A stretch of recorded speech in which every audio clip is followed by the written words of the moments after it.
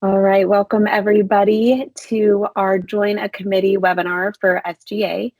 We are so excited to have you here. We are recording this webinar, so if you want to take a peek afterwards or look at anything, you will have this. What we will be doing is kind of going through everything for you today, and then we will leave room at the end for questions. But I will kick it off. My name is Jeffrey, and I'm the Director of Committees here at SGA. And on screen, I have my colleague Melvin, and I'll let him introduce himself as well. But first, we just want to thank you all for being here. And again, please raise your hand if you do have any questions, but we will save room in the end for that. Hi, everyone. My name is Melvin Templeton. I am the Senior Manager of the Committee Experience here at SGA. I want to double down on my colleague Jeffrey's comments. Thank you all for being here today. We do want this to be interactive, so if you have any questions, please feel free to raise your hand or stop me as we're going through them. We will leave time at the end for that. But I want to make sure that we have time to get through all these pieces and allow anyone that has questions to raise them.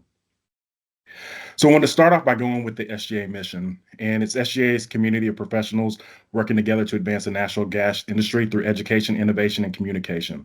So that's the starting slide for a specific reason. The committees are so core to SGA's mission. I think if you want to put a cliche term to it, the committees are the embodiment of what SGA stands for. SGA is really about bringing together every company to advance the industry. And the best way to do that is the boots on the ground aspect, which is the committees. That's where all the business discussion is happening. That's where all the things are being pushed forward from an SGA standpoint. And that's where the real motion advancing the industry is. And so that's why we think being a part of the committees is so important to the mission of SGA and why we want everyone to know what all it entails so that they can be more informed when they join those committees and get the most out of it from themselves. We have 40 plus options and we'll go through some of those. It goes on a range of expertise. We'll scratch the surface of that a little further on in the presentation. But I will say one of the important things is to kind of absorb everything as we're going through it. And then at the end, I think maybe take a look at our website and kind of look at where you might fall expertise wise. We have a lot of people who look at the landscape because, like I said, there are 40 plus within the industry, and you might fall into 5 or 6 categories technically from what your interests are or what your day-to-day job is. But there might be only 2 to 3 or maybe just one specific one that you really find interesting and that you really feel like you can contribute on. So always keep that in mind. And some people, it's not always a very linear pathway. Some people start on one committee for a year and then go to another committee another year. So it's not a commitment where you're locked in for the entirety of your industry career. So keep all of those things in mind as we go through those things. I just wanted to kind of start the conversation with that so that you don't feel like you're locked into anything. Next, I want to go into the membership basics. So we have two categories of members. We have our operators and our associates. The operators are exploration and production, gas supply marketing, midstream, transmission, municipal, and distribution. So that's a good chunk of our membership. Everyone else will fall into that associate category. And the only reason that that is important is per our bylaws, employees of operating companies can chair those committees, associates cannot. So if you do not know if you are part of an operating company or an associate company, please feel free to reach out to myself, Jeffrey, or honestly, anyone within SGA can quickly look that up for you or quickly tell you whether you're a part of an operating committee or an associate company. So our committee calendar, wanted to go into this. Previously, it was different. If any of you, I know sometimes with some of our members, some are part of committees, some are a part of SGA years ago, and then they kind of step back and come back. So I wanted to just clarify that now our annual calendar runs from January to December. And so I think it was a little different previously. It ran mid-year. It was different than other parts of our calendar. And we did this specifically to align with the council's calendar, the section calendar, our fiscal calendar, and just make it easier for everyone to kind of align and place things where they should be. And as I'm talking about how things should be and within the year, I wanted to talk about the time commitment as well, because the time commitment is one of the questions that we get a lot from everyone. We get a lot of questions, but I think as you're looking at things, you want to know what you're kind of signing up for, and what that looks like. So the time commitment for each of these is any committee meets 1 hour once a month virtually, and councils meet quarterly. We'll go into the distinction between committees and councils a little later on in the presentation. I'll get a little bit more specific on that. But yeah, that time commitment is one meeting per month, and it's only an hour via Teams. And sometimes, depending on what that committee is doing, they might have something that they're working on where they're trying to create a session for a conference or something like that, to which it might take some things that you're doing outside of that 1 hour once a month, where you're reaching out to someone or you're sending a couple of emails. But on a regular basis, it's just that one hour. So anything additional will more than likely be a specific project or something that you volunteered for. But we wanted to kind of set that groundwork so that you're knowing going in that it's not this abundance of responsibility and time that you have to take out of your day-to-day schedule.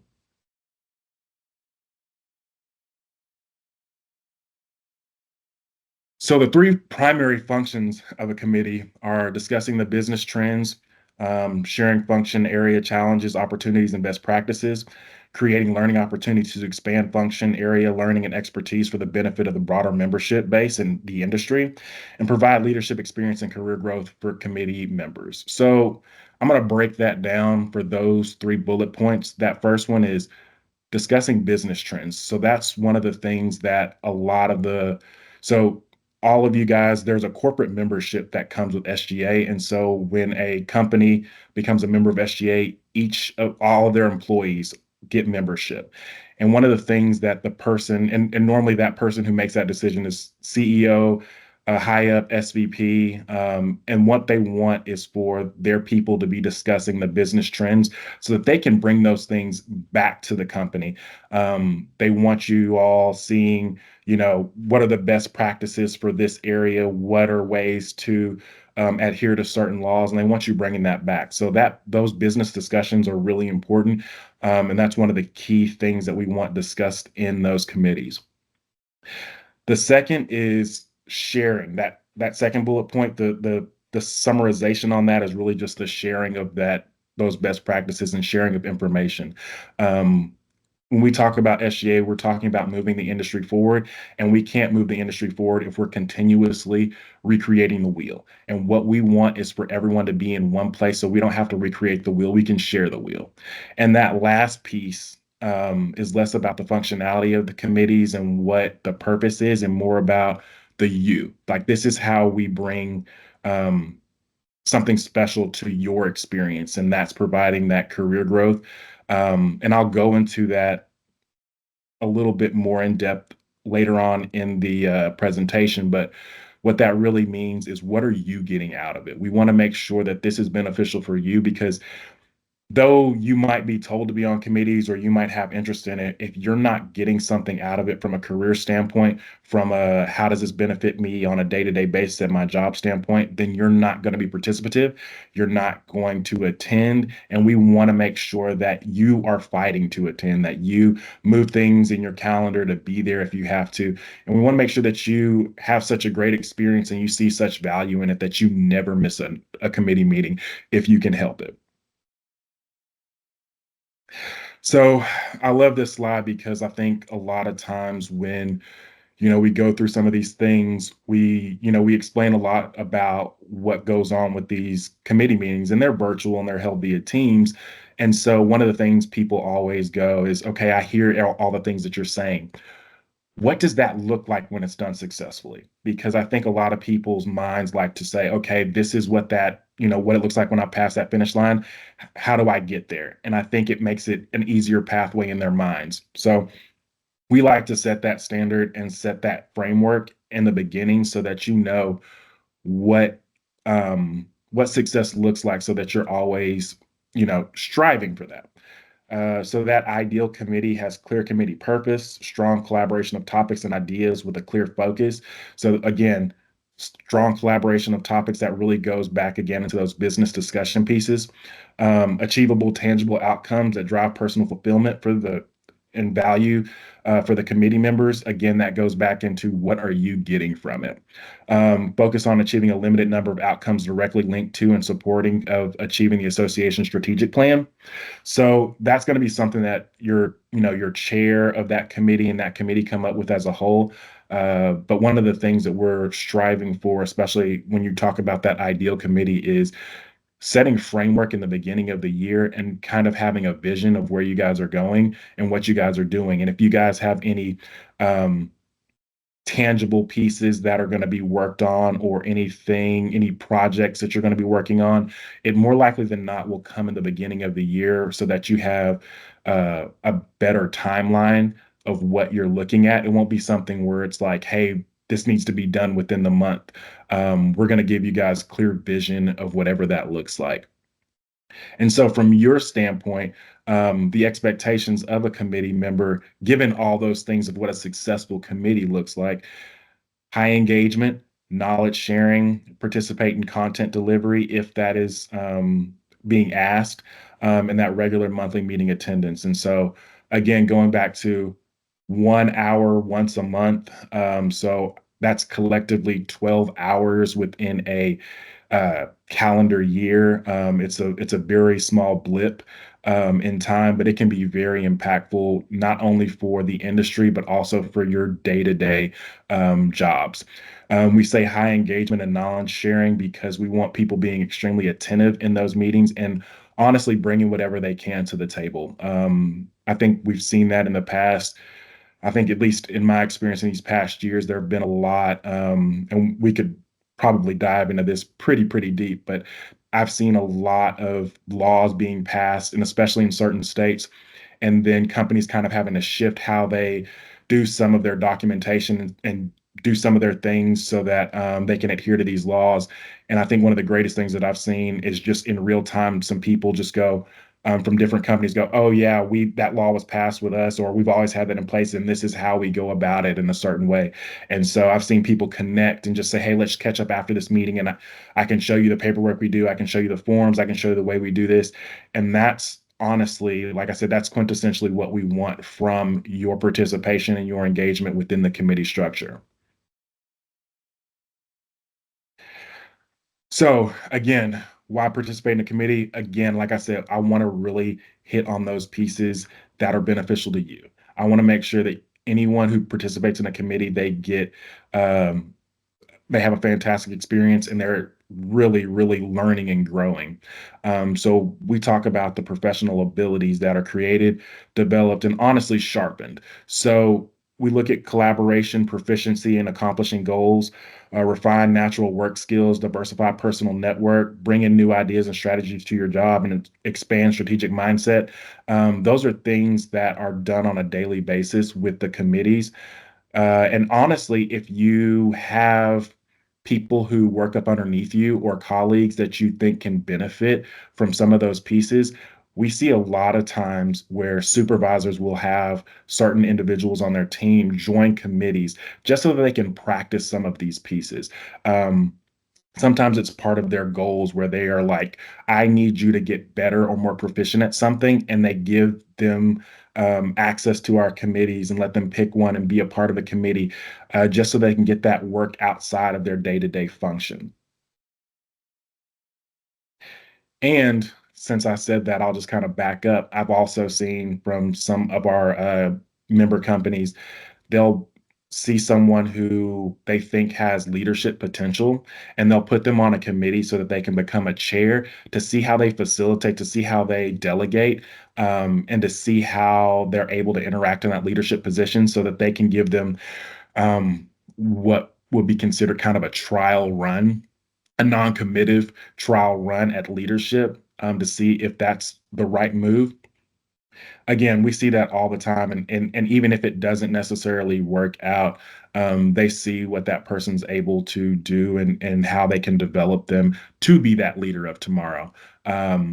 So again, any way that you yourself or your company can utilize these committees, we are all for it. So this part, I think, is, this is just kind of a part two of that previous slide. But I think just with everything going on with the industry, uh, there are critical industry abilities that we want to focus on, which are industry forward thinking, fostering innovation, because we have to be able to um, think ahead and come up with things to circumvent certain situations. I think more so now than ever. Succession planning is a big one because knowledge transfer is such a pain point. I think with every member company, I think there are so many instances. I can't tell you how many instances I've heard in just the last 12 months of companies going, well, we had someone who's been here for 30 years and they're about to retire, and we don't really know what we're going to do with that position because we have someone who's really starting, and we don't like all of that knowledge, all of everything that we've done leaves with that person. And so the concept of knowledge sharing and succession planning has to be an important part of your company and how you think about things, because otherwise there will continue to be situations where that person who was there for 25, 35 years in a specific role, everything that they've done, everything around that part of the company, leaves with them. And then when that person leaves, you realize that not only were they doing their job, they were handling two or three other things that you're not aware of until they leave and they're not getting done. Um, Contingency planning, along with, I've talked about some of the laws that get passed on a regular basis, and pivoting. I think that just kind of summarizes all those things where you have to just move on a dime. And there are lots of times where a lot of our companies and even us ourselves, there's a shift in something and we have to make very quick decisions. And so I think doing that the best way you can, moving as smartly as you can, and putting your best foot forward. It doesn't come it's not accidental when it's successful when you do that. It comes from practice, and it comes from having experience of being able to quickly weigh those pros and cons. And again, that is something that you get actively participating in our committee structure. So it's always great, I feel like, when we're able to say all these great things about SGA, and especially coming from uh, an internal person. I'm sure I can say a million great things, and you're like, well, you're paid to say that, and that is true. But I think we love having some of our testimonials from some of our actual committee members. And I think it just, it resonates a little deeper if someone else says it. And so I won't go through both of these, but I'll go through John Wilson's. Joining a committee also exposes you to so many different areas of the industry. This exposure could lead you to a career path that you find very interesting. There's no better way to establish a networking opportunity than joining an association and an SGA committee. Again, essential to all the things that I was saying. I mean, there's so many awesome testimonials from people. I could go on and on, but I didn't want to waste the time within this presentation, especially it being such a short time frame. But I really wanted to hit on those things and let you know that once people get involved with our committees, they stay involved, and they get, like I said, they get really into it. And I use John Wilson because John Wilson has chaired committees. He's a member of multiple committees. And once people get involved and they find that value, it's hard to shake them loose. So So this is what I talked about a little earlier. I wanted to go into some of that structure um, within SGA, what those committees look like. We have a board of directors to which we adhere to. Then up underneath them is the executive council. We have our council structure, which I talked about. That is by appointment only, and those meet quarterly. We have our section committees, which all of the subcommittees and task force fall within certain sections. We try to section them off so that they are categorized with things that are similar to them, um, just so that line looks appropriate. Then we have our subcommittees and our task force, and I'll differentiate on those um, now. So I think the biggest piece between some of these is we talked about earlier, um, only operating members can be a part of or can be chairs of those sections and those committees. I think the distinction that I haven't necessarily talked about are task forces. So our task forces are created specifically for a reason.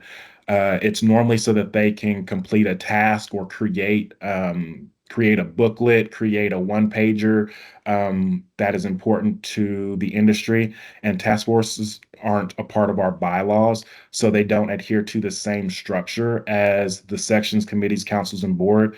They can have anyone as the chair.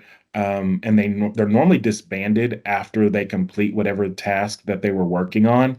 Um, and every now and then, if that thing that they're working on or the things that they're discussing, if we find them to be extremely valuable to the industry and to SGA and to other companies, that task force will then be upgraded into a committee. The board will vote on that and create that. Um, Otherwise, it will continue to be a task force. There's no timeline on when that happens and how that happens because, again, the task force concept is a little bit more fluid, and it's meant to be more fluid so that it can move more agile with whatever's needed from it and whatever tangible pieces come from it. So this is on our website, so I don't want to go into specifics on this. It's color coded. I think the light blue, you can see those are some of the committees. Those green at the bottom are task forces, and the oranges are the sections. They're lined up so you can see the sections that they fall into. And up top, we have our board of directors, and then our councils. So again, I'm not going to go into this completely in depth, but this is one of the things that I was talking about earlier, where I want you all to be able to go back and look at all these and kind of see where you might fit.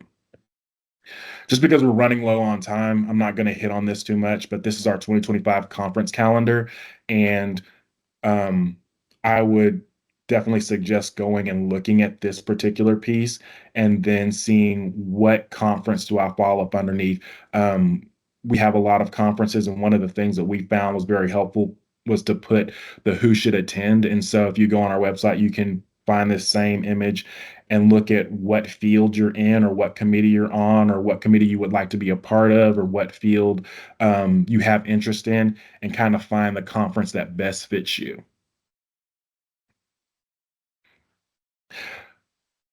Another way that we can do communication through the committees outside of just those committee meetings is connected SGA and LinkedIn.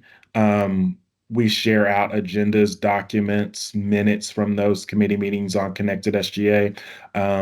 We haven't started doing this quite so much, but we do share information from LinkedIn, and it'll connected SGA as well. So that is kind of a resource that you have as being a part of a committee. You already have access if you're a member to Connected SGA, but there are special pages formed for those committees so that they can share information and talk about things that happen in those committee meetings. We just wanted them to have a segmented forum for them to be able to discuss those pieces. So, if you're ready to join a committee, if you go to our website, there is a little spot where it says to join a committee, where you can click that. It'll say apply. I think Jeffrey just added it to the chat. Thank you, Jeffrey.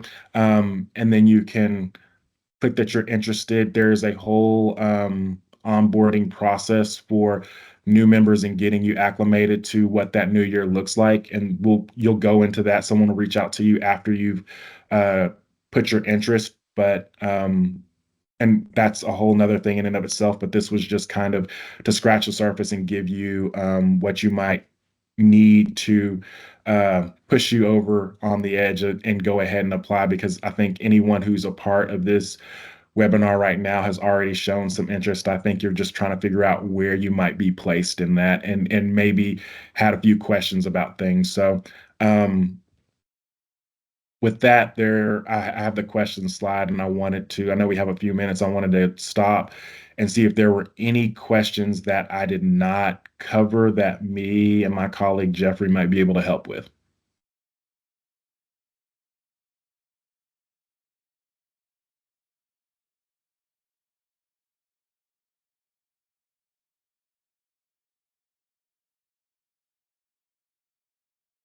Well, if I'm not hearing any, that just means I did a really good job. Um, and I would love to, I guess, give you guys some time back in your day. I don't think I've ever had anyone complain about getting a little more time in their day. So again, thank you all for joining. Really appreciate you all being a part of this webinar and getting some more information. Please feel free to apply for the committees, and please feel free to reach out to me or Jeffrey with any questions that any of you may have if you're thinking about things after this meeting. Thanks, Melvin. And I'll just chime in and share really quick. We will be sharing all of this information. So feel free to take a peek and then send over any questions that you have. And also, if you feel like one of your colleagues might be interested in our committees, please spread the word. We would love to have them join us, and we are happy to hop on a call with them as well. So with that being said, thank you all so much for joining, and we hope to see you on our committees in 2025. Take care. Bye, everyone.